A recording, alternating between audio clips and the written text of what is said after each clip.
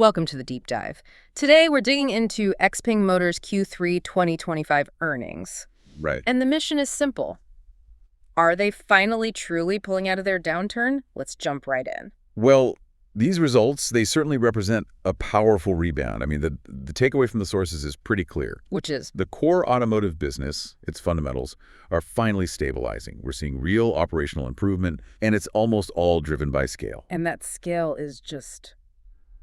it's staggering. For the first time ever, total quarterly revenue blew past RMB 20 billion. Yeah, landed at RMB 20.38 billion. To put that in perspective for you, that's a 101.8% increase year over year. That isn't just growth, that's a vertical launch. It really is. And that revenue story, you can trace it directly back to one thing: volume. The cars they're shipping. Exactly. That's your key indicator for market demand. Deliveries hit a record 116,000 units in Q3. You just don't see a 149.3% year-over-year increase like that in a mature market. And that volume pushed vehicle sales revenue alone to RMB 18.05 billion. So the foundation is set, volume is back, and it's back in a big way. And with that volume, their whole financial picture just improves dramatically. We've seen them struggle with losses, but you look at the bottom line this quarter. It's a different story. Their net loss narrowed from, negative RMB 1.81 billion last year to just negative 380 million in Q3. That's a near elimination of the loss.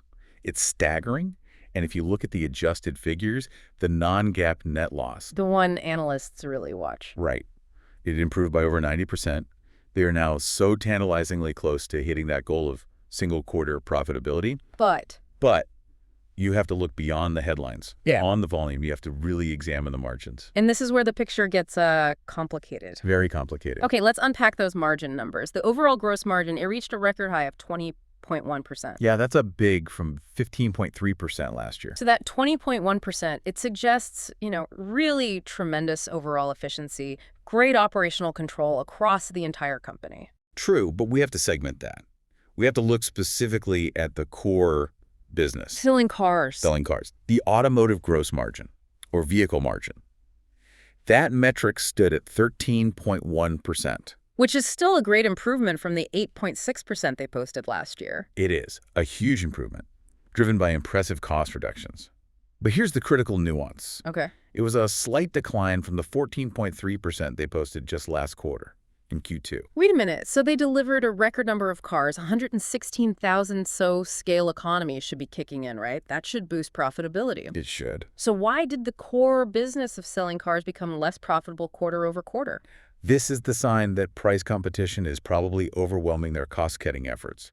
The company, they attributed that decline to product model changes. Which is code for what? It's often code for aggressive clearance sales on older models or, very sharp pricing on new models like the X9 to grab market share fast. So it shows that even with massive volume, their profitability is still super sensitive to these price wars. Exactly. It's structurally sensitive.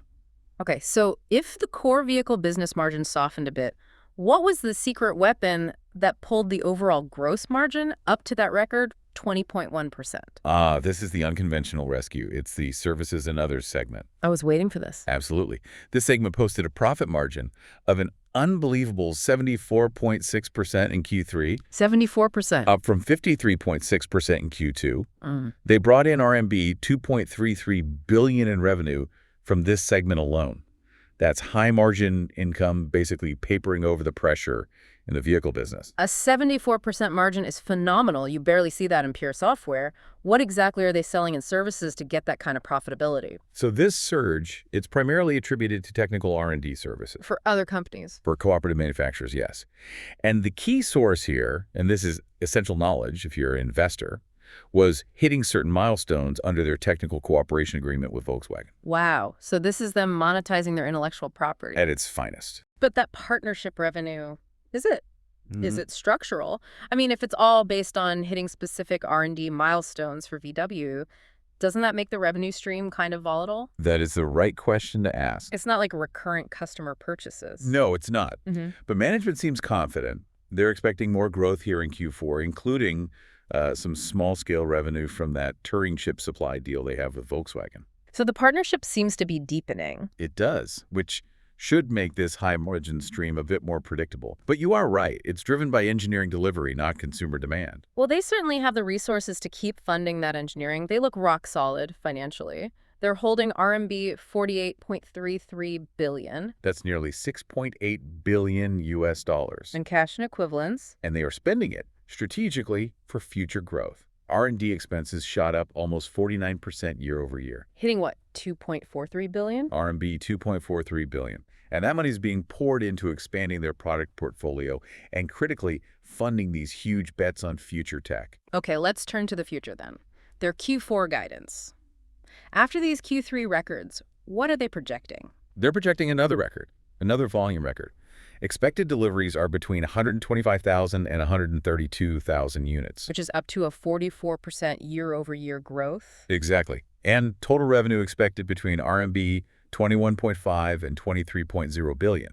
So that guidance, on the surface, sounds incredibly strong. More volume, more revenue. Right. So why did the market react negatively? The stock fell after the report. This brings up a really critical point about financial analysis. You have to look at the implied metrics. What's hidden inside the numbers? Right. Analysts, including Morgan Stanley, they looked at that high volume and strong revenue, and they noted that it implies a slight quarter-over-quarter decline in average selling prices, ASPs. Let's just pause on ASP for a second. For our listener, the average selling price is just how much money they make per car sold. Simple as that. So if the ASP is declining, what does that signal to the market? It signals that to hit those really aggressive volume targets, 132,000 units, They have to keep cutting prices. they have to keep using promotions and aggressive pricing. It reinforces the market's fear that these price wars are eating into their profits and that they're choosing volume over profitability per unit. Which is exactly what we saw with that vehicle margin softness in Q3. Precisely. And that tension high volume, but slipping unit profitability. It brings us right to their grand strategy, because they plan to spend billions funded by this car business on something much, much bigger than EVs. Exactly. I mean, the core auto strategy is all about flexibility now. They're launching 3 extended range models in Q1 2026. And 4 new dual energy products. Right. This technical flexibility, designing cars that can be either pure electric or extended range based on what the market wants. It's crucial for global sales. And the early results there look promising. The pre-sale orders for the X9 extended range, 4 times higher than the last one? Nearly 4 times, and they're pushing overseas hard. At least 3 new models for international markets by 2026. Exports already topped 5,000 units in September alone. But the truly ambitious move, this is where all that R&D spending, that RMB 2.43 billion, is going, is what the CEO calls their evolution into a global embodied AI company. Yes, this is the moonshot. They're running a profitable marathon with EVs while funding a rocket launch to Mars with AI and robots. Tell us about this physical AI bet. The timeline is just audacious. They plan to achieve scaled mass production of advanced humanoid robots by the end of 2026. Scaled mass production, not prototypes. No, not trial runs. And they have a stated aspiration to sell over 1 million units a year by 2030. At the same time, they're launching 3 specific robotaxi models by 2026. 1 million robot units by 2030, funded by a hyper-competitive EV market. What's the expert consensus on the feasibility of this? What makes that 2026 goal so high risk? The challenge is immense. The consensus is that physical AI is still in its infancy. Yeah. I mean, they're leveraging their autonomous driving tech, which is great. Sure. But the cost, the power consumption, the dexterity you need for a reliable humanoid robot. These are bottlenecks that have stumped much larger research organizations for years. So right now, this bet, it lacks a clear implementation timeline that actually contributes to short-term operations. So for the moment, the physical AI division is basically a fantastic growth narrative. I guess. It's for investors, fueled by current EV success, but the payoff is, 7-10 years away, if it comes at all? Precisely. It's a statement of ambition.